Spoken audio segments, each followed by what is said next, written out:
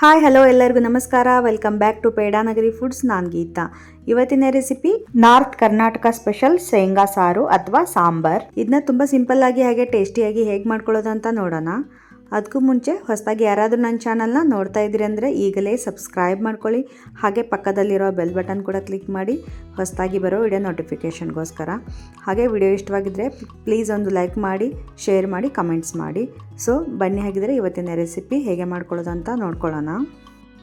So ನಾನಿಲ್ಲಿ ಮೊದಲಿಗೆ 1/4 ಕಪ್ನಷ್ಟು ಶೇಂಗಾ ತೊಗೊಂಡಿದ್ದೀನಿ. ಇದನ್ನು ಡ್ರೈ ರೋಸ್ಟ್ ಮಾಡಿ ಮೇಲಿನ ಸಿಪ್ಪೆಲ್ಲ ತೆಗೆದು ಇಟ್ಕೊಂಡಿದ್ದೀನಿ. ಸೊ ನೀವೇನು ಕಡಲೆ ಬೀಜ ಅಂತ ಕರಿತೀರಲ್ಲ ಅದೇ ಇದು.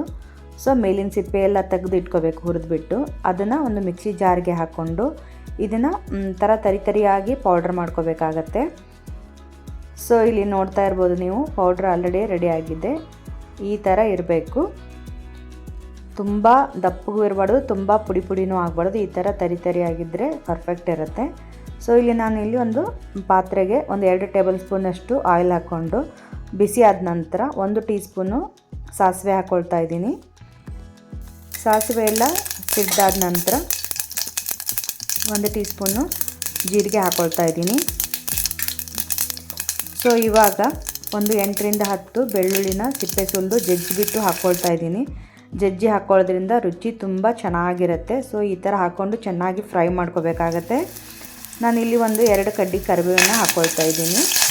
ಸೊ ಹಾಕ್ಕೊಂಡ್ಬಿಟ್ಟು ಚೆನ್ನಾಗಿ ಫ್ರೈ ಮಾಡ್ಕೋಬೇಕು.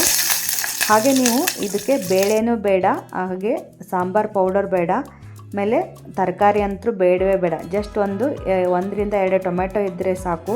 ನೀವು ಒಳ್ಳೆ ರುಚಿಯಾದ ಪ್ರೋಟೀನ್ ಯುಕ್ತವಾದ ಸಾರು ಅಥವಾ ಸಾಂಬಾರನ್ನ ರೆಡಿ ಮಾಡ್ಕೋಬೋದು. ಸೊ ತುಂಬಾ ಸಖತ್ತಾಗಿರುತ್ತೆ. ಸೊ ಇಲ್ಲಿ ನಾವು 2 ಟೊಮೆಟೊ ಸಣ್ಣದಾಗಿ ಕಟ್ ಮಾಡಿ ಹಾಕ್ಕೊಂಡು ಇದನ್ನು ಟೊಮೆಟೊ ಎಲ್ಲ ಸಾಫ್ಟ್ ಆಗೋವರೆಗೂ ಸ್ವಲ್ಪ ಬೇಯಿಸ್ಕೋಬೇಕಾಗತ್ತೆ. ಸೊ ಸ್ವಲ್ಪ ಚಿಟಿಕೆ ಉಪ್ಪನ್ನು ಹಾಕೋದ್ರಿಂದ ಚೆನ್ನಾಗಿ ಬೇಗ ಬೇಯುತ್ತೆ ಟೊಮೆಟೊ.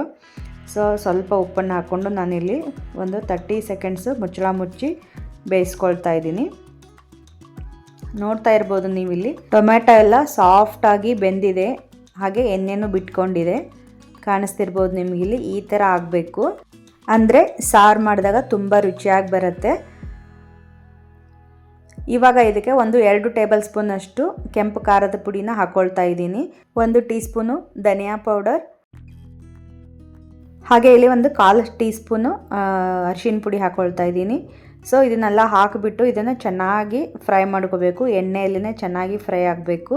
ಸೊ ನೋಡ್ತಾ ಇರ್ಬೋದು ಈ ಥರ ಫ್ರೈ ಮಾಡ್ಕೋಬೇಕು. ಸೊ ಇದಕ್ಕೆ ಸಾಂಬಾರು ಪುಡಿ ಅವಶ್ಯಕತೆಯೇ ಇಲ್ಲ, ಅಂದ್ರೂ ತುಂಬಾ ರುಚಿಯಾಗಿರುತ್ತೆ.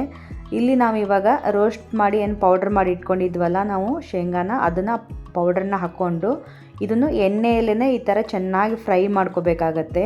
ಇದು ಇಂಪಾರ್ಟೆಂಟ್ ಸ್ಟೆಪ್ ಇರೋದು.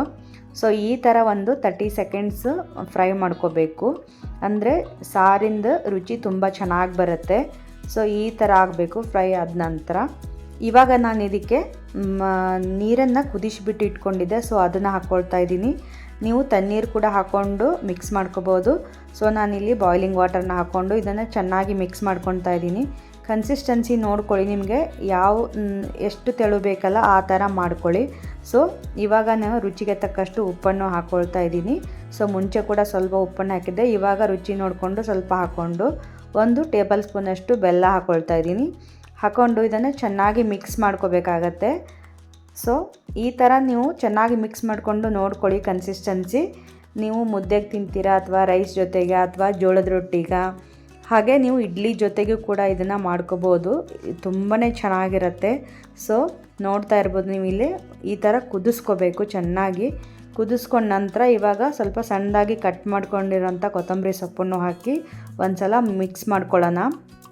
ನೋಡ್ತಾ ಇರ್ಬೋದು ಎಷ್ಟು ಈಸಿಯಾಗಿ ತರಕಾರಿ, ಬೇಳೆ ಹಾಗೆ ಸಾಂಬಾರ್ ಪೌಡರ್ ಇಲ್ಲದೇ ಒಂದು ರುಚಿಯಾದ ಪ್ರೋಟೀನ್ ಯುಕ್ತವಾದ ಒಂದು ಸಾರು ಅಥವಾ ಸಾಂಬಾರ್ ರೆಡಿ ಆಗೋಯ್ತು. ತುಂಬ ಸಿಂಪಲ್ ಆಗಿರುತ್ತೆ, ಆಮೇಲೆ ತುಂಬ ಬೇಗನೆ ಮಾಡ್ಕೋಬೋದು. ಮನೆಯಲ್ಲಿ ತರಕಾರಿ ಎಲ್ಲ ಖಾಲಿಯಾಗಿದೆ, ಬೇಳೆ ಖಾಲಿಯಾಗಿದೆ ಅಂದಾಗ ಇದೊಂದು ಬೆಸ್ಟ್ ಆಪ್ಷನ್ ಅಂತ ಹೇಳ್ಬೋದು. ಸೊ ರುಚಿನೂ ಅಷ್ಟೇ ಅದ್ಭುತವಾಗಿರುತ್ತೆ. ಸೊ ಇವಾಗ ಫ್ಲೇಮ್ನ ಸ್ವಿಚ್ ಆಫ್ ಮಾಡಿಬಿಟ್ಟು ಈಗ ಒಂದು ಸರ್ವಿಂಗ್ ಬೌಲಿಗೆ ಸರ್ವ್ ಮಾಡೋಣ. ಸೊ ನೋಡ್ತಾ ಇರ್ಬೋದು ನೀವು ಕಲರ್ಫುಲ್ ಆದ ಒಳ್ಳೆ ಒಂದು ಸಾಂಬಾರ್ ಅಥವಾ ಸಾರು ರೆಡಿ ಆಗೋಯ್ತು. ಎಷ್ಟು ಚೆನ್ನಾಗಿ ಕಾಣಿಸ್ತಾ ಇದೆ ನೋಡ್ತಾ ಇರ್ಬೋದು. ಜಸ್ಟ್ ಒಂದು ಟೊಮ್ಯಾಟೊ ಹಾಗೆ ಒಂದಿಷ್ಟು ಶೇಂಗಾ ಪೌಡರ್ನ ಮಾಡಿ ಇಟ್ಕೊಂಡ್ರೆ ಇನ್ಸ್ಟಂಟ್ ಆಗಿ ನೀವು ಯಾವಾಗ ಬೇಕಂದ್ರೆ ಅವಾಗ ಈ ಸಾರನ್ನ ಮಾಡ್ಕೋಬಹುದು. ಜಸ್ಟ್ 5 ಮಿನಿಟ್ಸ್ ಅಲ್ಲಿ ಆಗೋಗುತ್ತೆ. ಸೊ ನೋಡಿದ್ರಲ್ಲ, ಸಖತ್ ಟೇಸ್ಟಿಯಾಗಿ ಹಾಗೆ ಅಷ್ಟೇ ಸಿಂಪಲ್ ಆಗಿ ಮಾಡ್ಕೊಳ್ಳೋ ಅಂತ ಶೇಂಗಾ ಸಾರು ರೆಡಿ ಆಗೋಯ್ತು. ತುಂಬಾ ಸಿಂಪಲ್ ಆಗಿ ಮಾಡ್ಕೊಳ್ಳೋ ಅಂತದ್ದು ತುಂಬಾನೇ ರುಚಿಯಾಗಿರುತ್ತೆ. ನೀವು ಬೇಕಾದ್ರೆ ಒಂದ್ಸಲ ಟ್ರೈ ಮಾಡಿ ನೋಡಿ, ಹಾಗೆ ಹೇಗ್ ಬಂತು ಅಂತ ಕಮೆಂಟ್ ಮಾಡಿ ತಿಳಿಸಿ. ಹಾಗೆ ವಿಡಿಯೋಗೊಂದು ಲೈಕ್ ಮಾಡಿ. ಮತ್ತೊಂದು ಇಂಟ್ರೆಸ್ಟಿಂಗ್ ರೆಸಿಪಿಯೊಂದಿಗೆ ಮತ್ತೆ ಬರ್ತೀನಿ. ಅಲ್ಲಿವರೆಗೂ take care, bye. Thank you. Keep watching Pedanagari foods.